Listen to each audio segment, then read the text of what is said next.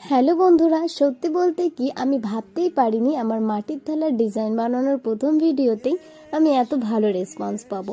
আমার পাশের বাড়ির এক কাকিমা আমার থালার ডিজাইন বানানো দেখে বলে, তোকে আমার জন্য একটা থালা বানিয়ে দিতে হবে। তো আজ সেই কাজে আমি লেগে পড়েছি। সত্যি বলতে মনটা খুবই খুশি হয় তোমাদের এই রকম কমেন্ট দেখে। এর আগে ভিডিওতে বুনু সান্ত্বনা আমাকে বলেছে যে দিদি, নতুন বছরে মাটির থালার ওপরে নতুন কিছু বানিও। হ্যাঁ বুনু, অবশ্যই বানাবো। আমাদের মতো ছোট ক্রিয়েটাররা যখন এই রকম দেখে তখন সত্যি মনটা অনেক খুশি হয় আর মনে অনেক সাহস বাড়ে। তাই আজকে আবার ভিডিও শ্যুট করছি। তোমরাই জানিও বন্ধুরা কেমন হয়েছে থালার ডিজাইনটা।